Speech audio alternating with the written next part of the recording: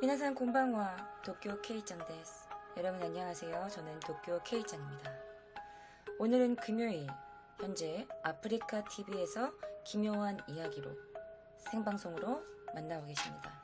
자, 기묘한 이야기를 생방송으로 보시고 싶은 분들은 아프리카 TV 도쿄 K짱 검색하시고 즐겨찾기 하시면 저의 방송을 생방송으로 보실 수 있습니다. 자, 여러분들이 느끼셨을지도 모르겠지만 제가 지금 목감기가 심하게 온 바람에 목소리가 약간 조금 스미마생한 점 여러분들께서 이해해 주시면 감사하겠습니다. 오늘 제가 가지고 온 이야기는요, 일본의 고등학생 여자아이에 대한 이야기를 가지고 왔습니다. 2005년도에 시즈오카에서 일어났던 사건인데요. 여러분들이 듣도 보도 못했던 그런 사건입니다. 자, 그럼 기묘한 이야기 속으로 여러분들을 초대합니다.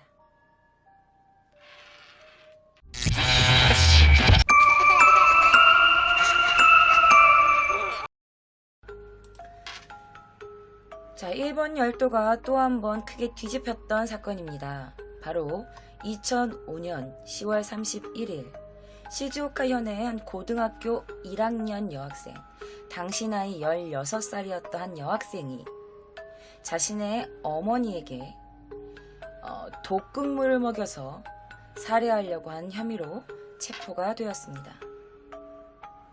자, 그뿐만 아니라 그냥 엄마를 죽이려고 했다고? 이 사건만으로도 굉장히 놀라운데, 그런데 이 소녀가 인체 실험이라는 타이틀로 인터넷 블로그에다가 일기 형식으로 담담하게 자신의 엄마를 어떻게 죽여가고 있는지에 대해서 글을 남겼던 것이 나중에 발각돼서 일본 열도가 난리가 난 사건이었어요.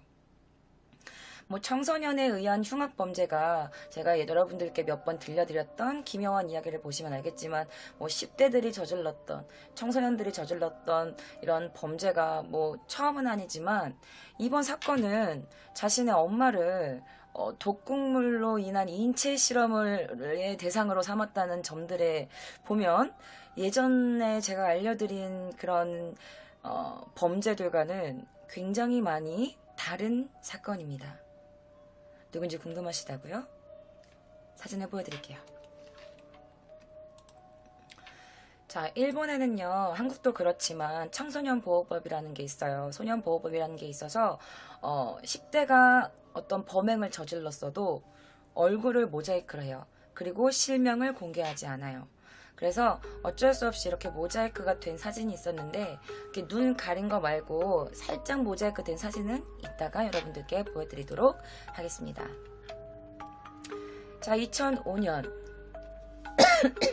죄송해요. 2005년 10월 31일 일본 시즈오카현에서 고등학교 1학년짜리 한 소녀가 체포가 됩니다.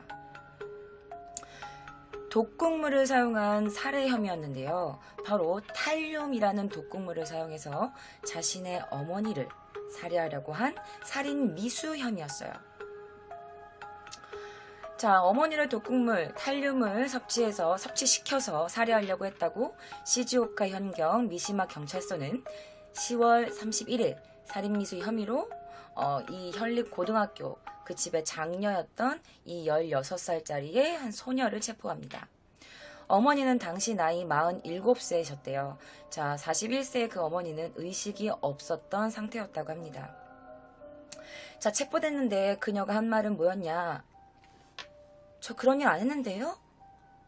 제가 그런 일을 왜 해요? 저 그런 거 안 했어요. 라고 부인을 했지만, 자, 어머니가 탈륨에 중독되어 있었다, 이 사실은 인식하고 있었대요. 자, 경찰 조서에서 이 여자가 체포됐잖아, 이 소녀가. 그래서 왜 그랬니? 너 탈륨을 어디서 받았니? 어디서 구했니? 이렇게 질문을 하는데, 얘는 그냥 근데 있잖아요, 제가 옛날에 그런 적이 있었는데요 라면서 자신의 옛 지난 추억을 얘기한다든지, 근데 제가 과학 되게 잘해요, 그거 아세요? 이거랑 이거랑 섞으면 이렇게 화학 반응이 일어난다니까요? 라면서 자신의 화학 지식을 자랑한다든지, 경찰이 물어보는 질문에는 대답하지 않고 그냥 자기가 이상한 잡담만 계속 늘어놓았대요. 그리고 사건에 대해서는 입을 꾹 다물고 있었다고 합니다. 하지만 경찰은 소녀가 어머니가 이렇게 종종 마시는 음료수에다가 몰래 이 독약인 탈륨을 탄 것으로 추측을 했었죠. 자, 조사에서는 작년은 8월 중순부터 10월 20일경까지 이 엄마를 살해하려고 이 탈륨을 조금씩 먹인 거야.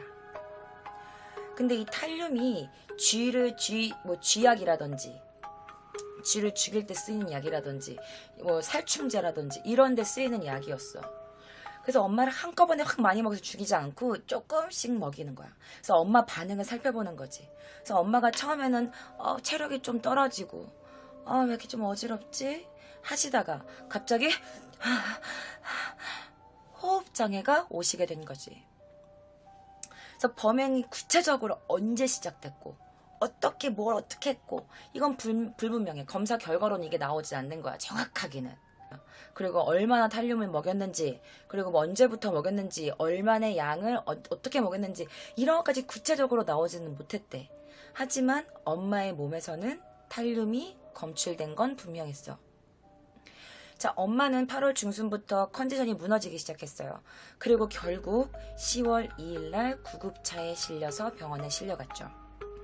그런데 병원에 실려가서 치료를 받는데도 불구하고 이상하게 엄마의 증상이 점점 악화가 된 거야. 그러다가 결국 엄마는 의식을 잃게 되죠. 그래서 너무 이상한 나머지 가족들이 10월 20일에 경찰에다가 상담을 합니다. 우리 와이프가 병원에서 집중 치료를 받는데도 자꾸 몸이 안 좋아지고 지금 의식 잃었다니까요. 이거 뭔가 이상합니다. 수사 좀 해주세요. 20일 날 신고를 하고 난 다음 날 10월 21일 장녀도 약물에 노출돼서 컨디션이 좋아지지 않아서 병원에 입원을 합니다. 자, 여러분들 궁금하실 거예요. 탈륨이 뭔데요? 제가 지금부터 탈륨에 대해서 간단하게 여러분들께 설명해 드릴 거예요. 자, 여기 보시면 탈륨에 대해 나와 있어요. 붉고 스펙트럼에서 밝은 초록색 스펙트럼, 어쨌든 뭐 이런 내용이고, 밑에를 보셔야 돼요. 적외선 광학재료, 여러 전자재료, 저융점 고글절 유리 등의 제조에 쓰인다. 인공 방사성 동위원소, 심근혈류 검사에 쓰인다. 과거에는 쥐약이나 살충제로 쓰였으나 독성 때문에 현재는 이 용도로는 거의 사용되지 않는다라고 나와 있어요. 자, 탈륨.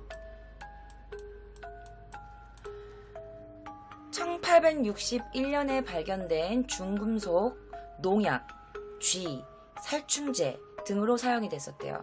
그런데 현재는 사용이 금지되어 있어요. 그런데 일본 사이트를 검색을 해보니까 이렇게 나와 있었어. 현재는 시약 등으로 사용하기 위해 약국에서 판매되고 있습니다. 탈륨은 독극물법으로 지정된 극물에서 치사량은 약 1g, 약국 등에서 구입할 수 있지만 18살 미만의 고객에게는 판매가 금지되어 있다라고 되어 있어요. 그러니까 미성년자에게는 이 탈륨이라는 게 판매되지 않아야 돼. 금지되어 있는 거야, 법적으로. 약국에선 팔지만. 그런데 이게 탈륨이라는 게 되게 또 갑자기 유명해진 거야. 탈륨이 뭐야 막 이랬는데 이게 무미야. 무미. 그러니까 음식에 넣어도 아무것도 느낄 수 없는 거야. 그래서 중독 증상이 거의 알려져 있지 않기 때문에 오진하기가 되게 쉽대요. 그러니까 살인에 쓰기 되게 좋은 약품인 거지. 냄새도 안 나고 맛도 안 나니까 이걸 내가 누굴 맘먹고 죽이겠다 해가지고 음식에 넣으면 죽는 거야. 그래서 일본에서 당시 이 사건으로 인해서 탈륨은 가장 이상적인 살인약품이다 라면서 유명세를 타기도 했었다고 합니다. 자, 그러면 그녀는 대체 어떤 여자였을까요? 자, 학교 주위 사람들에 따르면 이 소녀는 굉장히 얌전하고 성실한 우등생이었다고 합니다. 그리고 그녀는 공부를 굉장히 잘했어. 우수한 성적으로 굉장히 공부만 잘하는 고등학생들만 들어가는 그 고등학교에 진학했어. 그런데 그녀는 특히 과학면에서 아주 뛰어난 재능을 보여줬지. 과학에 되게 특출난 아이였던 거야. 그래서 주위 사람들은 이 소녀를 보고 장차 화학자가 될 거다라고 굉장히 기대를 많이 하고 있었다고 해요. 처음에 체포됐을 때 그녀는 제가 안 그랬는데요? 저 아니에요. 라고 했지만 경찰서가 그녀의 집을 들어간 결과 그녀의 집 방 안에서는 플라스틱 용기에 들어있는 분말 타입의 탈륨을 발견합니다. 그리고 그 탈륨을 압수하죠. 그리고 그녀는 10월 31일 21일 날 이 탈륨에 노출돼서 병원에 입원했던 그녀는 31일 날 퇴원하자마자 체포를 당합니다. 자, 그 이외에도 약물이나 탈륨 이외에 또 다른 독극물에 얘가 갖고 있을 가능성이 있다. 그리고 그 물질이 또 발견됐어. 그녀의 방에서. 그래서 경찰이 감정을 서둘렀었죠. 자, 그런데 그녀의 방에서 이 탈륨만 발견된 게 아니에요. 자, 언론에 따르면 체포 당시 소녀의 방에는 실험관, 비커, 그리고 화학 이름이 적혀있는 약품병들이 막 줄지어서 있었대. 그런데 그 밖에도 도마뱀, 까마귀, 개구리, 고양이 머리 등등이 포르말린병에 담겨 있었어요. 그럼 이거를 그녀가 어디서 구한 걸까? 이 표본들은 그녀가 직접 해부하고 그녀가 직접 방부 처리를 한 거였어요. 근데 여러분, 도마뱀, 까마귀, 여러분 까마귀가 있잖아. 실제로 보신 분들 계시나요? 까마귀가, 일본 까마귀는 진짜 커요. 거의 진짜 이만해요. 진짜 이만해, 까마귀가. 내 팔뚝만 하단 말이야. 진짜 이만해요, 까마귀가. 등치도 그렇고. 걔를 해부해가지고 포르말린병에 말린 거야. 개구리. 그리고 여러분, 일본에는 고양이가 많이 이렇게 길거리에 길고양이가 되게 많아. 그런데 그 고양이를 잡아다가 머리를 잘라서 해부를 해서 포르말린병에 넣어놓은 거예요. 그녀의 방에서 이런 동물들이 다수 발견됐어요. 16살짜리 소녀의 방에서 말이죠. 그리고 그 소녀는 자신이 만든 표본으로 만든 이 동물이 부패하거나 냄새 안 나. 그리고 안 썩는다니까? 라면서 자랑하는 듯한 내용을 인터넷 사이트에 올리기도 합니다. 자, 이번 사건은 혹시 그녀가 과학이나 이런 인체라든지 이런 거에 조금 너무 호기심이 강한 나머지 잡아다가 이렇게 한 게 아닐까라고 좋게 생각을 해보려 하지만 제가 지금부터 여러분들께 읽어드릴 이 소녀의 블로그, 그 일기를 보시면 여러분들의 생각이 바뀔 겁니다. 자, 그럼 그녀가 블로그에 어떤 글을 올렸는지 지금부터 여러분들께 그 일기 속 내용을 알려드릴게요. 함께 들어보시죠. 자, 이 블로그는 실제 그녀의 블로그라고 인터넷 사이트에 올라와 있는 걸 제가 찾아온 거예요. 일본 인터넷 사이트에. 자, 이 블로그 사이트는요, 여성의 이름으로 되어 있지 않았어요. 바로 남성의 이름으로 되어 있었어요. 이 블로그는 올해 6월 말부터 시작됐었죠. 2005년 6월 말부터 시작됐었어요. 자, 그냥 처음에 일기는 학교에서 일어난 일이라든지 자신의 친구의 이야기가 대부분이었어. 그런데 7월에 접어들면서 약물이나 동물 학대, 해부에 대한 내용들이 나오기 시작합니다. 그녀가 쓴 일기 중에 한 부분을 제가 읽어드릴게요. 2005년 7월 6일 예전에 산 멀미약을 정상 복용량의 8배나 마셨다. 뭔가 공중에 붕 뜬 느낌이야. 뭐랄까, 발이 땅에 닿지 않는 느낌. 그리고 2005년 10월 18일. 점심때 쇼핑을 하러 걸어가고 있는데 길바닥에 피투성이가 된 고양이 시체가 있었어. 머리가 깨져서 안에서 뇌가 흘러나와 있었어. 2005년 8월 6일. 나는 지금까지 여러 가지 동물들을 사육해왔어. 그거 갖고 노는 건 굉장히 즐거웠어. 근데 동시에 아주 피곤했어. 왜냐면 시체 처리하는 데만 몇 시간이 걸리거든. 이게 바로 그녀가 실제로 그녀의 그 블로그 일기에 올라와 있는 글입니다. 자, 그녀의 블로그에는 8월 하순부터는 그녀가 범행에 사용한 것으로 알려진 탈륨을 손에 넣은 것과 그리고 어머니의 상태에 관련된 내용이 올라가기 시작해.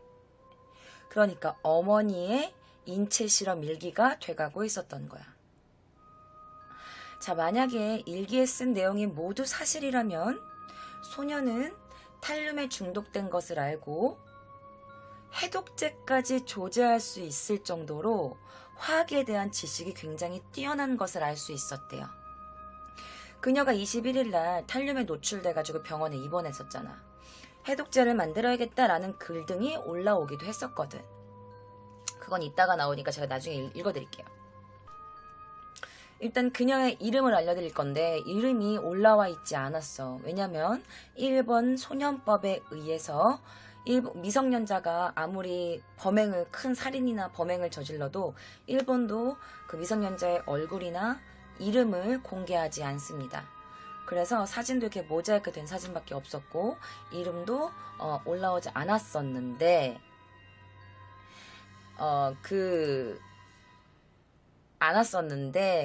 사실은 제가 이따가 어떤 사진을 보여드릴 거예요. 그것도 약간 모자이크가 되어 있는 사진이긴 한데 그래도 지금 이 사진보다는 좀 잘 나온 사진이야. 그런데 그 사장을 저장을 시켰어. 내가 일본 사이트에서 찾아가지고 저장을 시켰는데 그 저장되어 있는 그 이름이 뭐라고 되어 있었냐면 미즈구치 마이라고 되어 있었어. 미즈구치 마이라고 저장되어 있었어요. 이 소녀의 이름인지 아닌지는 모르겠지만 글쎄요. 자, 어쨌든 그녀의 프로필을 제가 조금 여러분들께 설명을 해드려야겠죠. 자, 그녀의 블로그에 필명이 있었어. 그녀는 본명을 사용하지 않았어. 필명을 뭐라고 썼냐면 이와모토 료헤이라는 필명을 썼어요. 남자 이름을 쓴 거지. 이와모토 료헤이라는 필명을 썼고 뭐 인터넷에서 그녀를 부르는 이름은 탈륨, 뭐 타리코짱, 뭐 오레온나, 보쿠온나, 뭐 마이탄.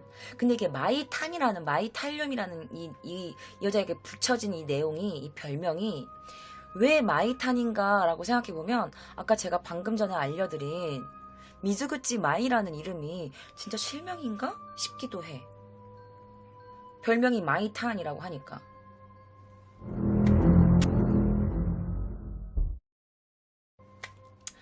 어쨌든 그녀의 나이는 16살. 그녀는요 이즈노쿠니시 시립 나가오카 중학교를 졸업했어요. 그리고 시즈오카 현립 니라산 고등학교 1학년에 재학 중이었죠. 성적은 톱 클래스였어요. 전교에서 10등 안에 들 정도였대. 그리고 그녀는 화학부에 소속되어 있었습니다. 자, 그녀의 집 주소도 나와 있는 거야. 시즈오카현 이즈노쿠니시. 현재 주소는 도쿄 구치소라고 나와 있었어. 2005년도니까 지금은 다 뭐 어떻게 변경됐겠죠. 자, 그녀의 가족은요. 할머니, 할아버지, 그리고 부모님, 형제, 그리고 7가족이 있었대요. 형제 2사람의 7가족이 있었고 그리고 자신의 친오빠가 있었어요. 자, 그녀는요, 어머니보다는 아버지에게 좀 더 친밀감을 느끼고 있었대요. 친밀감. 아버지를 더 좋아했대. 왜냐면 아버지가 가끔 용돈도 주고, 그리고 이제 아버지랑 게임을 했었나 봐. 아빠랑 뭐 새총으로 이렇게 같이 놀기도 했대. 그래서 새총을 한 다음에 아빠가 지면은 자기한테 용돈도 주고 그랬대. 그래서 자기는 아빠가 더 좋다고 말을 했대요. 그래서 어머니는 어떠니라고 물어보니까 그녀가 하는 말은 이러는 거야. 엄마요? 그냥 좋지도 싫지도 않은데요? 라고 했대요. 그리고 친척들의 이야기에 따르면 되게 귀엽고 착한 아이였대. 그리고 가족들과도 사이가 꽤나 좋았다고 하는 거야. 초등학교 때는 사육 담당했대. 왜 학교에서 그런 왜 이렇게 토끼 키우거나 이런 학교가 있잖아. 거기서 애가 사육 담당을 맡을 정도로 동물을 굉장히 좋아했던 아이였대요. 그 주변 사람들도 동물 되게 귀여워하고 예뻐하고 좋아했던 아이였는데, 초등학교 시절에는요, 벌레 이런 곤충들을 교실에 가지고 와가지고 이거 봐 귀엽지 라고 할 정도였대. 그래서 초등학교 때 그녀의 별명이 바로 파브르였대요. 그렇지만 친구들과 어울리는 것은 그렇게 썩 많이 좋아한 친구는 아니었대. 그럼에도 불구하고 성적은 늘 우수했다고 합니다. 중학교에서도 완전 탑 클래스였고, 고등학교도 꽤나 머리 좋은 학생들만 갈 수 있는, 그 지역에서도 굉장히 머리 좋은 학생들만 모아놓는 그런 고등학교에 진학할 정도였어. 전교 10등 안에 들었다고 하니까, 중학교에서도. 그리고 그녀는 과학, 수학, 그러니까 이과로 진학을 하면서 화학부에 소속됩니다. 시즈오카 현에 있는 유명한 진학 고등학교였는데, 화학부에서 여러분, 여자가 이 소녀 단 한 명밖에 없었대요. 자, 성적은 굉장히 공부를 잘했던 것 같고, 그녀의 블로그 일기에 따르면 41명 중에 그녀는 12번이었대. 그런 자기가 몇 학년 몇 번까지 올려놨었나 봐. 담임 선생님 말씀에 따르면, 그냥 보통 아이라는 느낌이었는데요. 반대로 눈에 막 너무 띄고, 그렇다고 뭐 눈에 안 띄고 이런 느낌의 아이는 아니었어요. 자, 주변 친구들의 말에도 의하면 그녀는 막 리더십을 발휘하고 막 주변의 분위기 메이커 이런 타입은 아니었어. 하지만 조용한 아이였대. 그렇다고 애가 막 그 아웃사이더 난 너희들 다 싫어 그렇지도 않은 거야. 그냥 조용하고 그냥 내성적인 아이였던 것 뿐이야. 막 어둡고 이런 타입은 또 아니었대. 자, 그녀는 중학교 때 문화부 부장도 맡고 있었다고 합니다.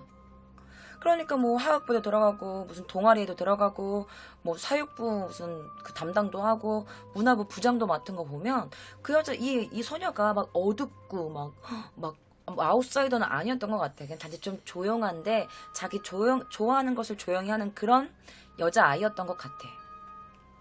그런데 블로그 속에서는 이런 말이 나왔어요. 괴롭힘을 당한다. 나는 친구들에게 이지매를 당하고 있다. 왕따를 당하고 있다.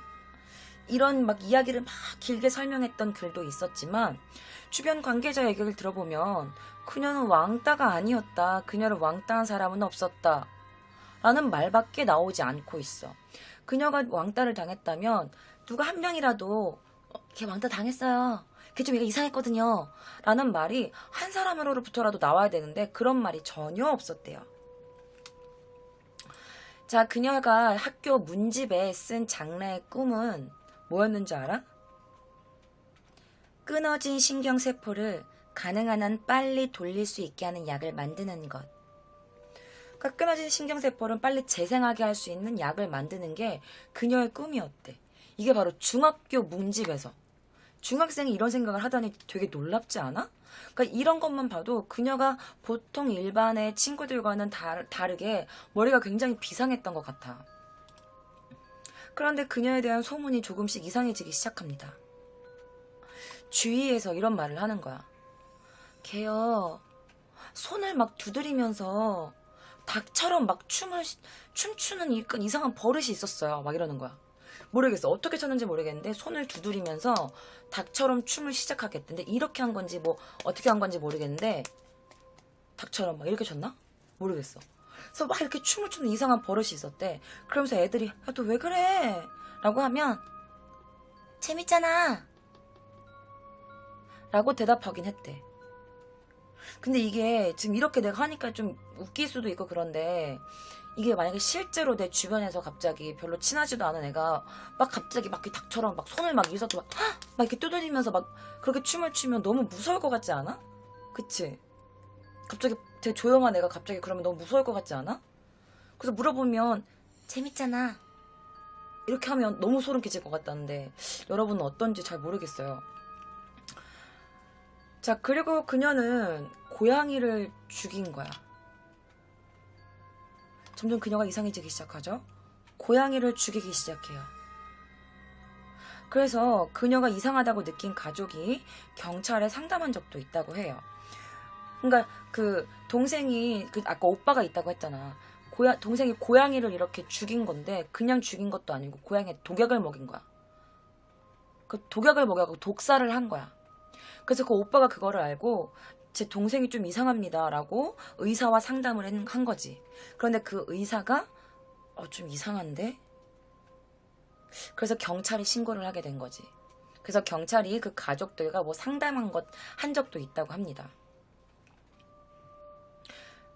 그리고 그녀는 자살을 시도한 적도 있다고 해요.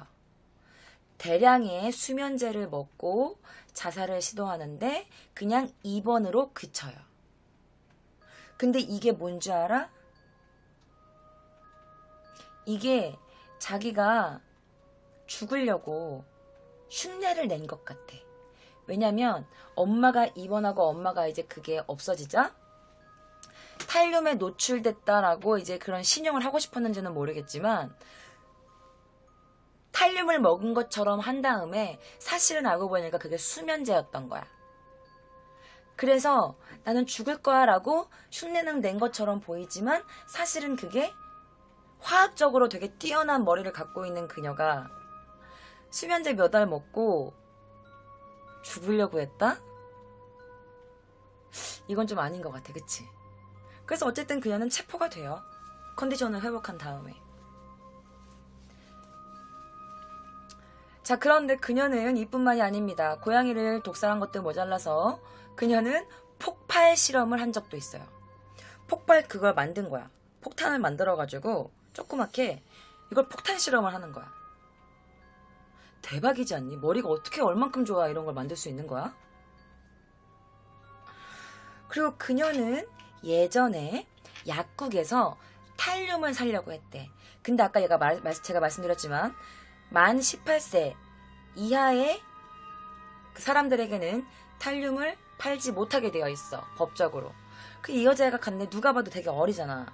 그래서 그 약국 그 약사님이 안 된다고 했더니 이 여자애가 이랬대. 손을 막 흔들면서 이랬대. 그럼 곤란한데요. 그럼 곤란한데. 곤란한데. 그 약사의 증언으로는 그녀가 손을 이렇게 흔들면서 곤란한데 라고 계속 얘기를 했다고 해요. 곤란한데. 그러면서 그녀는 블로그에다가 이렇게 올린 거야. 멀미약이라든지 아니면 다른 약물들을 막 그걸 놀면서 자기가 막 복용하기도 하면서 쿠스리 아소비를 하고 있었던 거야. 쿠스리 아소비가 한국말로 번역하면 뭐냐면 쿠스리가 약이에요. 아소부가 놀다라는 뜻이야. 그건 뭐야? 약을 가지고 논 거야. 그래서 이런 거를 쿠스리 아소비, 타노시 막 이런 글이 올라와 있었대요. 재밌다. 약 갖고 노는 거. 자, 고등학교 입학할 때 자기소개서에 뭐라고 써있는지 알아? 고등학교 입학할 때 자기소개할 때 이렇게 말했대. 나는 독을 가지고 있어. 그렇기 때문에 죽고 싶은 사람한텐 줄 수도 있어. 라고 말을 했대. 고등학교 입학했는데 첫 자기소개에서 예를 들면 이런 거야. 안녕, 나는 도쿄 K라고 해. 아, 나는 독을 가지고 있기 때문에 죽고 싶은 사람 있으면 나한테 와. 이 미친 거지. 이렇게 자기소개할 때 이런 발언을 했대. 그러니까 내가 생각했을 때는 얘가 약간 좀 관심 종자였나? 관심이 좀 부족한 거였나? 이렇게 생각할 수도 있을 것 같아. 그러면서 그녀는 탈륨을 조금씩 가지고 다녔대. 어떻게? 작은 병에다가 담아가지고 다녔대. 그래서 그거를 친구들한테 이렇게 말한 거야. 이거는 내 부적이야. 얘는 내 친구야. 내 친구라고 표현을 했대. 그리고 이걸 부적이라고도 표현을 했대. 그래서 이걸 학교에 가져가서 친구들에게 막 자랑했대. 이거 뭔지 알아? 이거 내 친구야. 이거는 내 부적이야. 부럽지?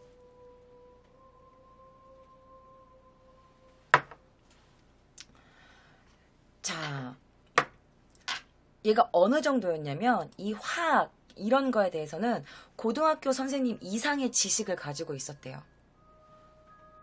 그런데 가끔 자기가 잘난 척하려고 게시판에다가 막 무슨 글을 썼는데 거기서 한번 좀 실수한 적도 있긴 하대. 그렇지만 이런 지식은 선생님 못지않게 굉장히 똑똑한 아이였다고 합니다. 그런 그녀가 자신의 어머니에게 탈륨을 먹여서 엄마 인체 실험을 시작합니다.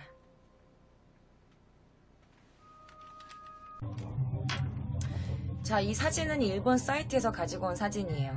그런데 저희 추측으로는 이게 바로 누워있는 엄마의 사진이 아닐까라는 생각이 들기도 해요. 그녀의 블로그에서 누가 가지고 왔다고 올린 사진이거든요.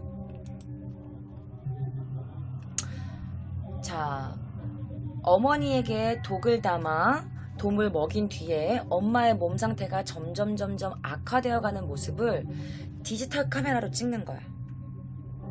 엄마가 누워있는 사진, 엄마가 아파하는 사진, 이런 것들을 사진을 찍어서 블로그에 올려요. 그리고 자기의 일기에 쓰는 거죠. 그리고 미공개 일기에는 엄마를 뭐라고 표현되어 있는 줄 알아? 엄마는 아톰이라고 표현되어 있어. 엄마를 아톰이라고 표시하고, 그리고 그 독극물 탈륨을 푸른 나뭇가지라고 표현을 합니다. 자, 엄마가 이제 약을 먹고 병원에 입원을 했잖아. 그런데도 불구하고 얘는 입원한 엄마에게도 끊임없이 독을 계속 먹였어. 어떻게 먹였는지 알아? 엄마 목마르지? 나 컵 씻어 갖고 올게. 한 다음에 엄마 병문안을 간척하고 컵을 씻는 척을 하는 거야. 그리고 안에 있던 탈륨을 묻히는 거지. 탈륨을 넣어. 근데 엄마 먹어. 목마르지? 그런데 아까 말씀드렸지만 탈륨은 무색무취예요. 물에 섞어도 느낄 수 없어. 그러니까 엄마는 딸이 주는 그 음료를 아무 의심 없이 계속 먹기 시작한 거야. 자,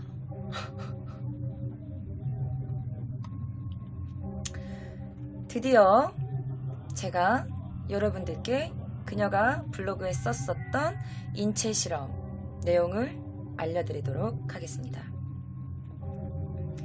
자, 6월 말부터 시작됐다고 했잖아요. 6월 27일 월요일 2005년이에요. 자, 라쿠텐 일기에 블로그를 시작합니다. 그녀의 네임은 핸들네임 필명은 이와모토 료헤이 16살의 남자아이라고 설정을 해놨어요. 그리고 화학에 관한 전문적이고 이론적인 해석을 적어놓기도 하고 학교에서 있었던 일상적인 이야기들을 블로그에 업데이트 시켜요. 그런데 갑자기 어느 날부터 엄마 이야기가 나오기 시작합니다.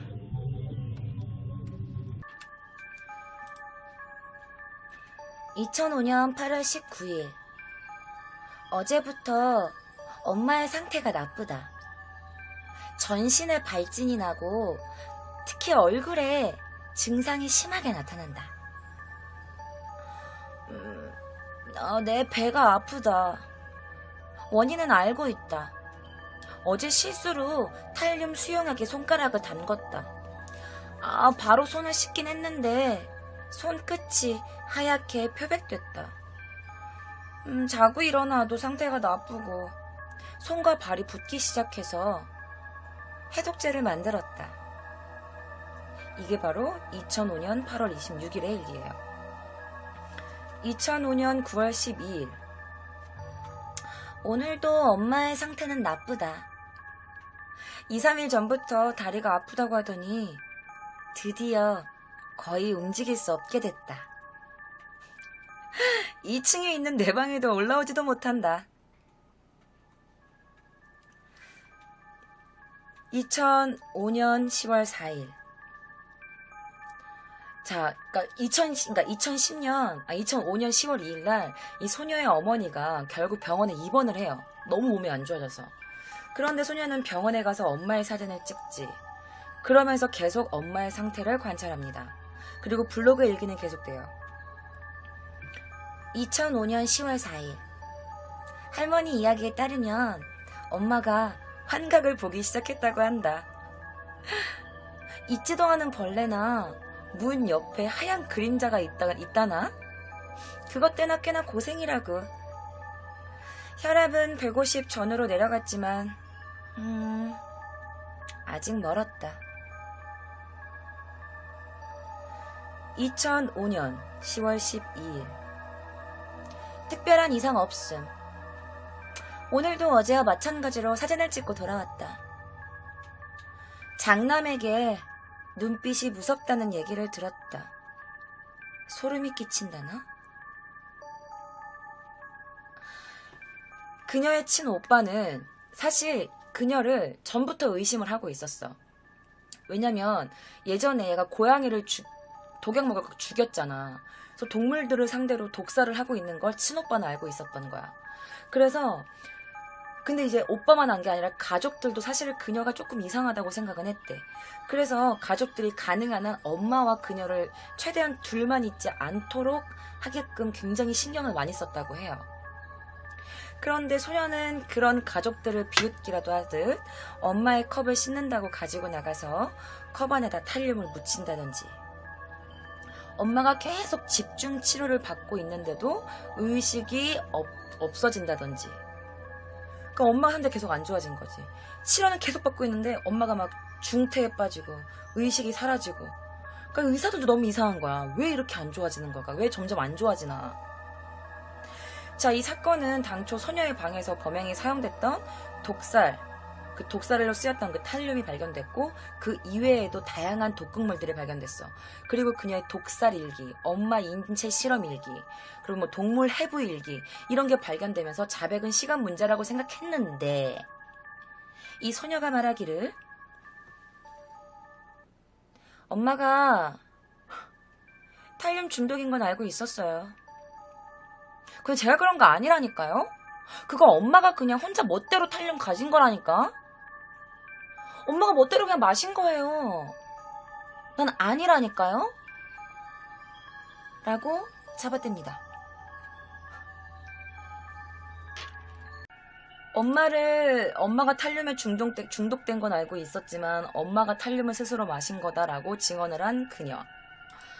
자, 그녀의 방에는 탈륨 독극물 이외에도 다양한 동물의 해부 사진이 있었잖아. 뭐 해부 사진이 아니라 그 알코올에 담가놓은 도마뱀, 개구리, 고양이 머리 등등등등.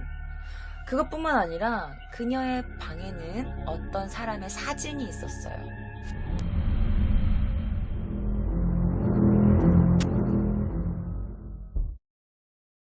자, 소녀의 방에는요, 3명을 독살해서 유명해진 영국의 유명한 살인마 그레이엄 영의 사진과 나치 집회 사진이 걸려 있었습니다. 그레이엄 영 누구요? 누구요? 바로 이 사람이에요. 이 사람도 영국의 굉장히 유명한 살인마예요. 바로 독극물 살인마인데요.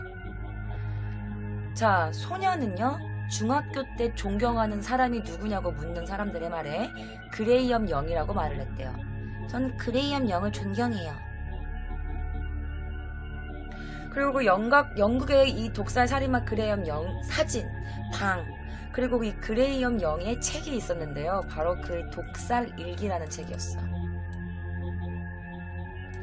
그레이엄 영그 독살 일기라는 책이에요.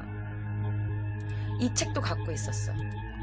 그리고 중학교 시절 문집, 그리고 자신의 블로그, 뭐 자신의 일기 등등등. 나는 그레이엄을 너무 존경한다, 좋아한다. 막 도배가 되어 있었대. 그러면서 자신의 블로그에 뭐라고 썼느냐면 이렇게 썼어요. 그레이엄 영의 독살 일기. 내가 존경하는 사람의 책. 그는 14살에 사람을 죽였다. 라고 적혀 있었어. 자, 그레이엄 영에 대해서 제가 다음 주 다른 플랫폼에서 한번 제가 가지고 와볼게요. 얘도 그냥 장난 아닌 놈이더만. 아주 그냥 끔찍한 놈이야, 이놈도. 자, 그레이엄 영은요, 1964년 14살의 나이로 자신의 의붓 어머니를 비롯해서 아빠, 여동생, 동급생들 등등등을 탈륨을 이용해서 독살한 살인마예요. 탈륨. 그녀의 모티브가 됐던 사람이 바로 이 남자인 것 같아. 자, 그럼 두 사람이 뭐가 똑같냐? 일단 두 사람 다 머리가 좋아요. 그리고 둘 다 수학과 과학에 굉장히 재능을 보였어. 그리고 굉장히 얌전한 타입이었대. 그러나 상대가 만약에 좀 논리적으로 좀 자기 생각과 좀 안 맞다 그러면 논리적인 오류를 아주 강하게 공격할 때도 있었다고 합니다. 그리고 이 둘 다 어린 시절부터 독극물에 대해서 굉장히 강한 흥미를 갖고 있어. 그리고 역사적으로 독극물로 사람을 죽인 사람들을 존경해. 자, 그 그레이엄 영 같은 경우에는 19세기 영국에서 14명을 독살한 윌리엄 파머라는 사람을 존경한다고 했대요. 그리고 이 사람 2명 다 나치 히틀러에 대해서 관심을 갖고 있었어. 탈륨을 사용했어요. 그리고 2명 다 안티몬이라는 독극물도 사용했어. 안티몬. 그리고 2명 다 자신의 학교 과학 실험실에서 그걸 사용했어. 그리고 학교 실험실에서 독극물을 구입했고 약국 같은 데서 독극물을 또 자기가 사기도 했어. 그리고 2명 다 범행을 냉정하게 기록으로 남겼어. 이 그레이엄 영은요, 일기를 썼고요. 그리고 이 소녀도 인터넷 블로그 일기에다가 자신의 이런 기록들을 남겼죠. 그리고 2명 다 어머니를 살해하려고 했어. 그리고 2명 다 입원해 있는 자신의 가족들에게 독을 더 타서 계속 자신의 그 실험을 진행시켰지. 둘 다 사이코인 거야. 둘 다 자기 가족을 죽이려고 했으니까. 자, 제가 여러분들께 아까 이거 눈 가려져 있는 사진 말고요, 살짝 모자이크 된 사진을 가져와 봤어요. 근데 막 찾아봤지만 그녀의 얼굴이 이렇게밖에는 나오지 않았어. 예, 그녀의 바로 얼굴이에요. 아까도 말씀드렸지만 이 이름에는 모자이크가 되어 있지 않은 그 이름에는, 이 사진에는 미즈구치 마이라는 이름으로 저장되어 있었어. 그러니까 제가 어떻게 된 거냐면, 이 사진을 가지고 올 때 이렇게 막 이름을 바꾸잖아. 내가 대본 쓸 때 뭐 몇 번째 어디에 놔야 되는지 해야 되니까. 근데 여기에 딱 미즈구치 마이라고 적혀 있는 거야. 그래서 그녀의 이름이, 그녀의 인터넷에서 불리는 그녀의 별명이 뭐 마이탄 이렇게 불리기도 했대. 근데 마이가 계속 겹치는 거 보니까 진짜 그녀의 이름인가 싶기도 해. 미즈구치 마이. 어쨌든 그녀는 취조 당시 경찰 앞에서 굉장히 이상한 행동을 많이 했어. 일단 조사하는 경찰, 그 취조관한테 야, 너가 뭘 알아? 라는 식으로 너라고 불렀대. 야, 너. 이렇게 16살짜리 소녀가 취조관한테. 그리고 취조 중에, 이거 조금 소름 끼치는데, 취조 중에 갑자기 목소리를 거칠게 하거나 손등으로 이렇게 얼굴을 쓰다듬었대. 그래서 고양이 같은 행동을 막 했대. 그러니까 목소리를 거칠게 한다는 게 그르릉 된다는 건지 아니면 목소리를 약간 이렇게 거칠게 낸다는 건지는 모르겠지만 이렇게 하다가 이렇게 했대. 좀 이상하지. 경찰이 진술한 거예요. 경찰이 말을 한 거였어. 그래서 경찰이 이렇게 물어본 거야. 얘, 네 방에서 개구리랑 고양이랑 쥐, 토끼, 도마뱀, 까마귀 네가 그거 포르말린에 직접 말린 거니? 왜냐면 그녀의 방에서 도마뱀, 개구리, 고양이 머리, 토끼, 까마귀, 시체 일부, 내장. 그러니까 얘가 배를 다 갈라가지고 내장 여기 따로 꺼내놓고 뭐 따로 꺼내놓고 머리 따로 잘라서 이렇게 해놓고 포르말린에 이렇게 말린 거야. 근데 거기에 뱀도 있었대. 어떻게 잡았는지도 모르겠어. 그런데 경찰이 질문하는 거에는 대답을 안 하고 이렇게 말했대. 나는 있잖아. 특히 뱀 해부할 때가 좋아. 왜냐면 파충류를 해부할 때 냄새가 없는 게 좋거든. 파충류는 냄새가 안 나서 좋아. 라면서 취조관한테 이렇게 말을 했대요.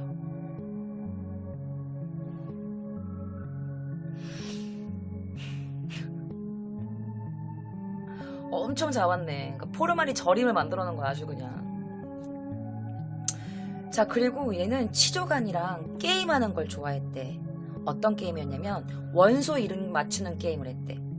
그래서 취조관이 문제를 내던지 아니면 이 소녀가 자기가 문제를 내던지 해가지고 경찰은 처음에 그런 식으로 이 소녀와 신뢰관계를 구축했대요. 그런데 경찰이 문제를 냈을 때 그녀가 틀린 적은 단 한 번도 없었대. 경찰이 낸 문제에는 백발백중으로 다 맞췄다고 해요. 그리고 또 너무 이상한 게 그 취조 중에 경찰이 이제 이 여자 이름을 부를 거 아니야. 누구누구 이렇게 이름을 불렀을 때 갑자기 그녀가 응? 누구? 나 그런 사람 몰라 라고 말했대. 자기 이름을 부르는데 누구? 나 그런 사람 모르는데? 누구야 그게? 그리고 체포된 후에 그 얘가 탈륨 말고도 아까 안티몬이라는 그 그레이엄 영이 썼던 그 안티몬이라는 독극물, 그 독극물이 없을 거냐. 얘가 지금 몸만 잡혀간 거니까. 그냥 계속 이랬대. 앉아가지고 안티몬이 없으면 안 되는데. 안티몬이 없어서 나 너무 외로워. 안티몬이 나에게 힘을 주는데. 계속 이랬대. 그 독극물 안티몬이라는 독극물을 계속 중얼중얼 거렸대.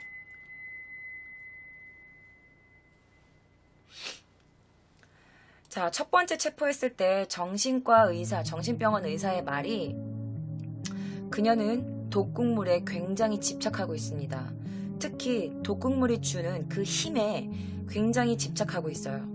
그녀는 또다시 같은 범행을 번복할 것입니다. 라고 정신과 의사가 이렇게 말했대. 그리고 그녀가 일본 블로그에 올린 건지 진술에 올린 건지 모르겠는데 어떤 사이트에 그녀가 이렇게 말했다고 나와 있어요. 私はあなたの近所の気さくなフランケンシュタイン. 나는 당신에게 가깝게 있는 아주 자상한 프랑켄슈타인이에요.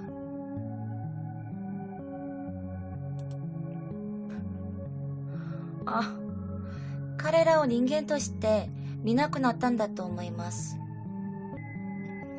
より正確に言うなら、僕の一部が彼らを人間と見なさくなったんです。彼らはモルモットになったんだ. 이렇게 나와 있어요. 이게 뭐냐면 彼らを人間として見なくなったと思います. 나는 그들을 인간으로 보지 않게 되었다고 생각해요. 더 정확하게 말한다면 私の一部が 僕の一部が 나의 일부가 그들을 인간으로 보지 못했어요. 그들은 나의 모르모토가 모르모토니 났단 데스. 그들은 저의 모르모토가 되었어요. 라고 한 거야. 그러니까 이거를 한국말로 번역만 하면은 이렇게 되는 거지. 나는 당신 가까이에 있는 친절한 프랑켄슈타인. 나는 그들을 인간으로서 보지 않게 되었다고 생각해요. 더 정확히 말하면 나의 일부가 그들을 인간으로 보지 못했어요. 그들은 나의 모르모토가 된 거죠. 라고 말을 한 거죠. 자, 아까도 말씀드렸지만 그녀는 체포 직전에 약물을 마시고 자살을 시도했어요. 당초에 탈륨으로 흉내낼 생각이었으나 사실 그녀가 먹은 건 수면 유도제. 아까 제가 말씀드렸죠. 그러면서 또 취조할 때 그녀가 이상한 모습이 있었어. 뭔지 알아? 갑자기 막 이렇게 게임을 하다가도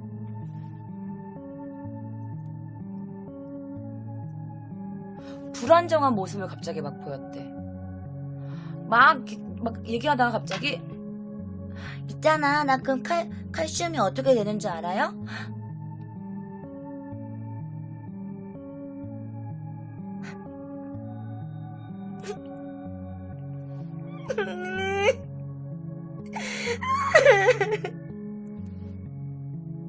라고 한다든지 갑자기 나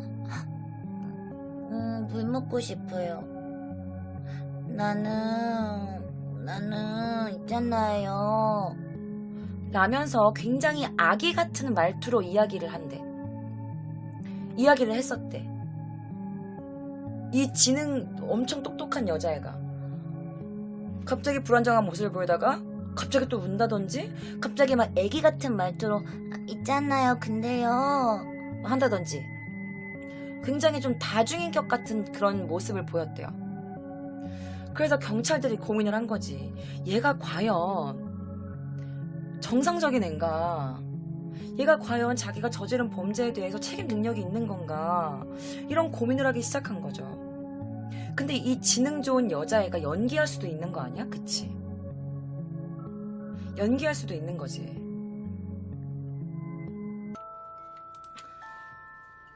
자, 2005년 11월 14일 월요일.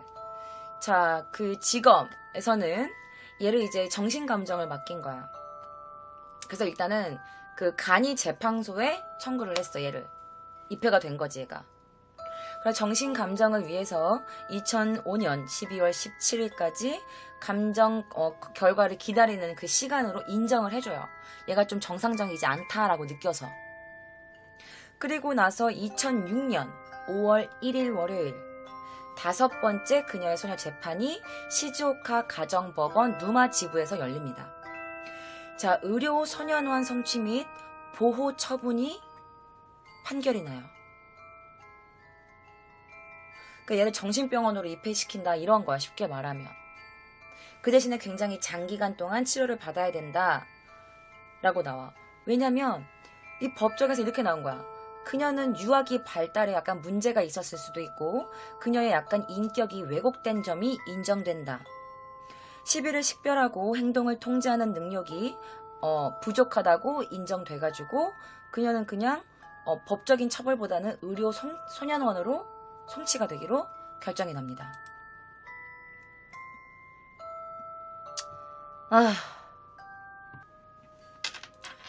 자,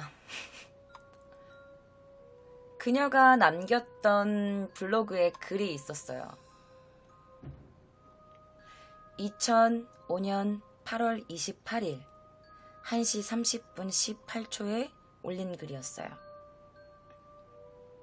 자, 그녀가 남자 이름으로 블로그에서 글을 해서 이름을 치고 있어. 남자 행세를 했잖아. 16살의 남자아이라고 자기가 설정을 해놨었잖아. 근데 이렇게 올렸어. 사때 소로소로 보코노 혼도노 하나시오 하나소 또모이마스. 이게 뭐냐면, 자, 이제 슬슬 나에 대한 이야기를 해보려고 합니다. 아마리 이이타쿠 나카타 것도 다시 별로 하고 싶지 않은 말이었기도 했고, 変に思われるかもしれないのでしばらく待ちます. 그냥 왠지 이상하게 생각될지도 모르니까 일단은 잠깐 기다릴게요. 라고 이제 이렇게 점점점점 한 다음에 고코가 사이고노 히키카이시 지텐데스라고 해. 여기가 마지막으로 완전 바뀌는 반전되는 부분이에요. 라고 남겨. 그리고 점점점점점. 그래서 사람들이 안 갔나 보지? 그러니까 가르나카타 미타이다네. 아무도 안 갔나 봐. 혼도와 나시다ことじゃないんだ. 사실은 그렇게 중요한 건 아니야. 구다라나이 것도다요. 그냥 별거 아닌 거야. 소리대모 키크? 그래도 들어볼래? 와까다. 하나수요? 알았어. 지금부터 말할게. 보쿠와 온나다. 나 여자야. 근데 여러분 일본말에서는 원래 여자가 복구라는 말을 쓰지 않아요. 복구는 남자가 나를 지칭할 때 복구 혹은 뭐 오래 이렇게 쓰거든요. 여자는 와타시, 와타크시, 아타시 이렇게 쓰지 복구라는 말을 안 쓰는데 여자가 계속 복구와 복구와 복구, 복구니 뭐 이렇게 쓰잖아. 복구는 원래 남자가 쓰는 말이야. 남자가 나를 지칭할 때. 그래서 사실 나는 여자야 라고 이 여자가 고백하는 글을 올렸어. 그리고 이제 그 여자가 이 소녀가 자기 블로그에 올렸던 글 몇 개 좀 이상한 글들이 있어서 제가 가지고 와봤어요. 일본어로 읽어드리지 않고 한국말로만 읽어드릴게요. 자, 블로그의 이름 진실의 입. 능히 사람을 속이고 빼앗을 수 있다면 얼마나 즐거울까? 난 단지 그것밖엔 하지 않아. 2005년 8월 24일. 내 안에 그녀의 존재를 느낄 수 없게 되었다. 사라져버린 걸까? 너무 외로워. 살아있는 것을 죽인다는 건 뭔가에 칼을 꽂는 순간 그 부드러운 고기를 찢는 감촉? 미지근한 피의 온도? 새어나오는 신음? 그 모든 것이 나를 달래줘.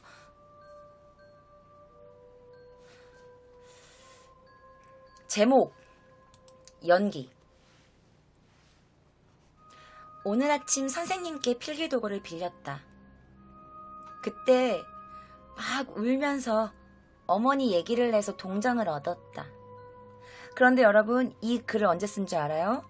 바로 엄마가 병원에 입원하고 나서 그러면서도 쭉 엄마한테 독약을 먹이면서 그때 당시의 상황이에요. 그때 당시에 쓴 글이에요. 블로그 글이에요. 엄마 병원하고 입원하고 나서예요. 그러면서 이렇게 쓴 거야. 오늘 아침 선생님께 필기독을 빌렸다. 그때 울면서 어머니 이야기를 해서 엄마 얘기를 해서 동정을 얻었다. 사람은 의외로 쉽게 속는다고 생각한다. 그리고 엄마가 병원에 입원하면서 계속 썼던 일기 중에 한 부분이에요. 엄마의 병이 호전되고 있다. 더 먹이지 않으면 안 되겠다. 그리고 이 일기를 쓴 뒤에 엄마에게 엄마 목마르지? 컵 씻고 올게 하고 컵을 씻고 온다고 하면서 그 컵에 칼륨을 묻혀서 엄마를 중태에 빠뜨립니다.